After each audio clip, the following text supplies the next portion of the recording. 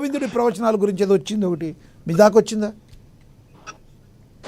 లక్ష్మణ గారిని మాట్లాడే ముందు ఒకసారి మోహన్ రెడ్డి అన్న చిన్నప్పుడు ఏమైనా స్పీకర్ చేశారో ఏంటో తెలియదు కానీ మొత్తం ఊకదంపుడు ఉపన్యాసం తప్ప పాయింట్ ఎక్కడ కూడా పూర్తిగా మాకు రీచ్ అవ్వట్లేదు అనమాట. అంటే జగన్మోహన్ రెడ్డి గారు ఏం ట్రైనింగ్ ఇచ్చారో అదే చెప్తున్నారో లేకపోతే ఆయన పూర్తిగా ఓన్ గా చెప్తున్నారో తెలియట్లేదు కానీ మాకు పూర్తిగా కొన్ని అర్థం కావట్లేదు. అంటే ఆయన కన్ఫ్యూజ్ అవుతున్నారో మమ్మల్ని కన్ఫ్యూజ్ చేస్తున్నారో కూడా తెలియట్లేదు అనమాట. లక్ష్మణ గారు చెప్పండి సార్. నన్ను మాట్లాడకుండా చేసి నా భాష అర్థం కాకుండా చేసినట్టున్నారే. అదేం లేదు కానీ ఆవిడకి అర్థం కాకపోతే ప్రజలకు అర్థం కాలేదని కాదు కదా, మీరెందుకు ఫీల్ అవుతున్నారు? మాట్లాడండి.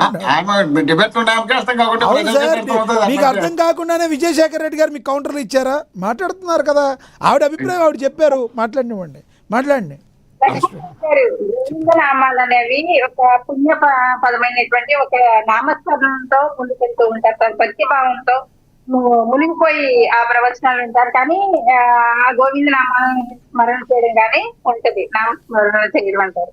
కానీ అలాంటిది ప్యారడీ చేస్తే మన హిందూ సంస్కృతిలో అదంతా కూడా ఒక అపహాస్యం చేసినట్టుగా అవుతుంది. అంటే ఒక పదం పలికేటప్పుడే సరిగా పలకకపోతే అది దేవుని అపహాస్యం చేసినట్టు, లేకపోతే కించపరిచినట్టుగానో, లేకపోతే భక్తిభావం లేనిట్టుగానో చూస్తారు బయట.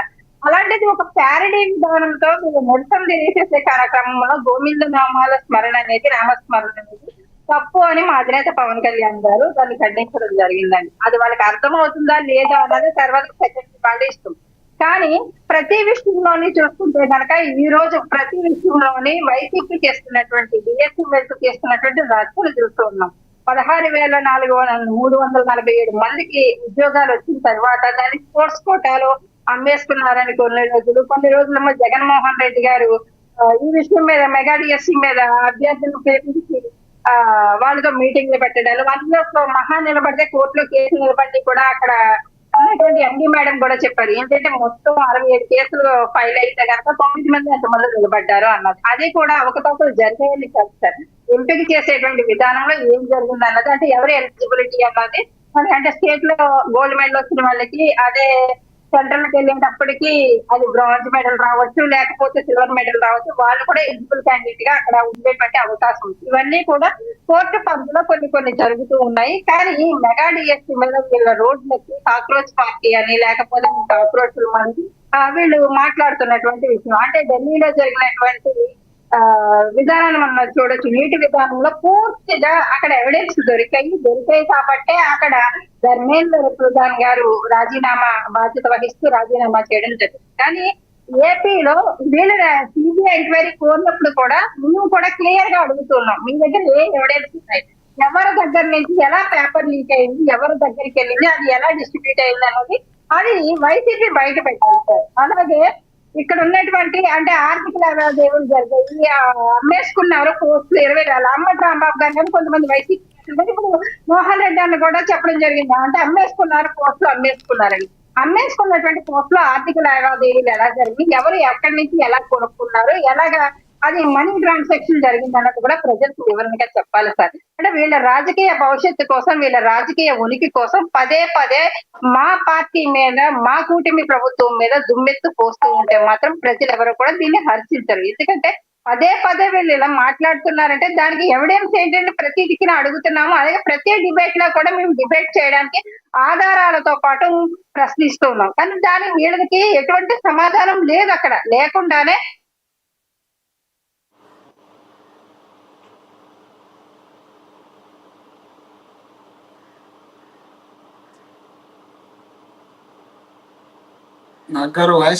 కృష్ణవేణి గారు వాయిస్ బ్రేక్ అవుతుంది, మీరు కనబడుతున్నారు, మాట్లాడండి.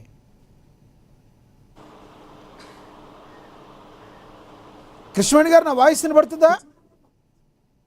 మాకు వినిపిస్తుంది. కృష్ణవేణి గారు మీరు మ్యూట్లో ఉన్నట్టున్నారు, చూడండి, మ్యూట్ అయినట్టుంది, అది మీది, మీ వాయిస్ వినబడుతుందా, ఉన్నట్టుండి ఆగిపోయింది. రైట్, మళ్ళీ సెక్రటరీ గారికి రైట్, మళ్ళీ మాట్లాడదాం. ఎస్, శేఖర్ రెడ్డి గారు ఏదో అడుగుతున్నారు, అడగండి.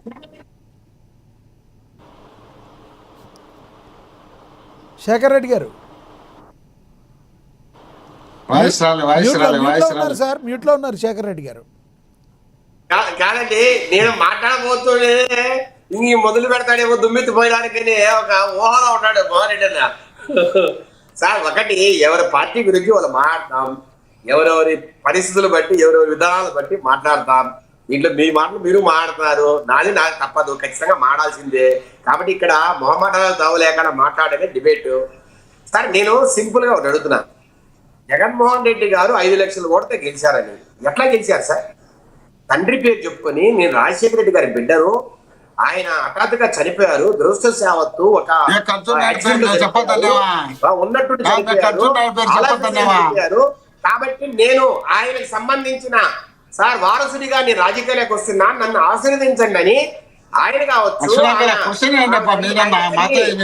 విజయలక్ష్మి గారు కావచ్చు. సార్ ఖర్జూర నాయుడు గారు ఏదైతే ఖర్జూర నాయుడు గారి పేరు చెప్పుకోవచ్చు కదా, అది ఏమన్నా మేము చెప్పుకోవద్దని చెప్పామా అని చెప్తున్నారు. సార్ ఉండండి ఉండండి సార్, రెండు మాటలు చెప్తా సార్, అది కూడా చెప్తా, అది కూడా ఆన్సర్ చెప్తా మీకు.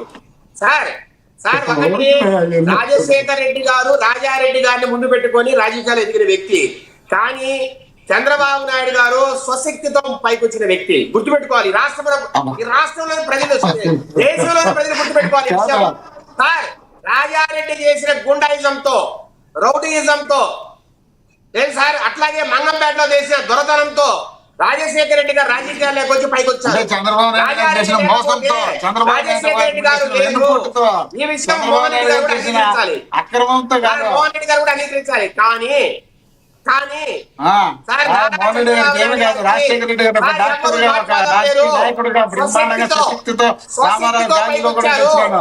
ఒక స్టూడెంట్ లీడర్ గా యూనివర్సిటీలో ఉంటూ అక్కడ టికెట్ తీసుకొని స్వశక్తితో ఇల్లు తిరిగి మొట్టమొదటిసారి గెలిచిన వ్యక్తి నారా చంద్రబాబు నాయుడు గారు. అట్లాగే సార్ అప్పుడు కూడా ఆయన తన సొంత మేధస్తో రాజశేఖర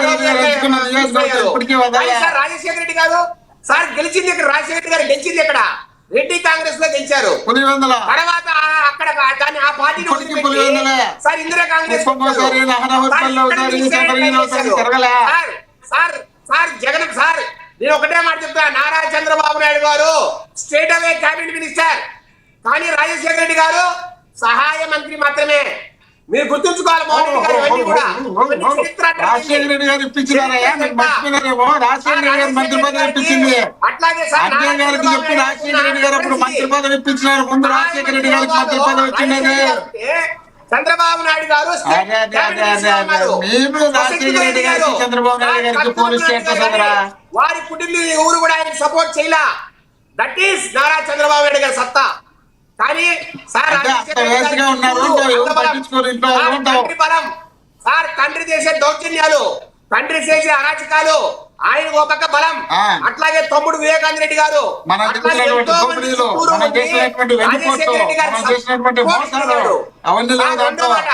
సార్ 1996లో ఆ రోజు కందుల రాజమోహన్ రెడ్డి మీద ఓడిపోయే పరిస్థితి సార్. 90% మించి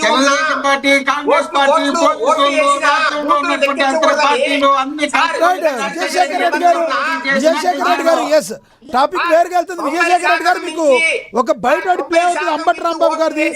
ఎస్ విజయశేఖర రెడ్డి గారు ఎలక్షన్ నిబంధన ఉన్నా రైట్ ఆ రోజు ఎంపించుకొని విజయశేఖర రెడ్డి గారు టాపిక్ వేరుగా వెళ్తుంది. అంబటి రాంబాబు గారు డిఎస్సి మీద మాట్లాడారు. అంబటి రాంబాబు గారు బయట ప్లే చేయండి, సమయం అయిపోతుంది. అంబటి రాంబాబు గారు బయట ప్లే అవుతుంది చూడండి, దాని మీద మాట్లాడి మీరు. దానికి మేము స్పష్టమైనటువంటి ఆధారాలు చెప్పాము. నెంబర్ 1, అవుట్ సోర్సింగ్ కి పేపర్ అప్లోడింగ్ చేసే విధానాన్ని ఇచ్చారు. ఆ అవుట్ సోర్సింగ్ లో ఉన్నటువంటి వ్యక్తికే నెంబర్ 1 ర్యాంక్ వచ్చింది. అక్కడే అర్థమైపోయింది లీక్ అయిపోయిందని. రెండో అంశం ఏమిటంటే పూర్వం ఉన్న జీవోని రద్దు చేశారు.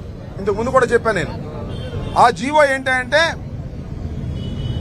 డిఎస్సిలో పాల్గొనే వాళ్ళు, స్పోర్ట్స్ కోటాలో ఉద్యోగాలు ఆశించే వాళ్ళు కూడా డిఎస్సి ఎగ్జామ్స్లో పాల్గొన్నారు.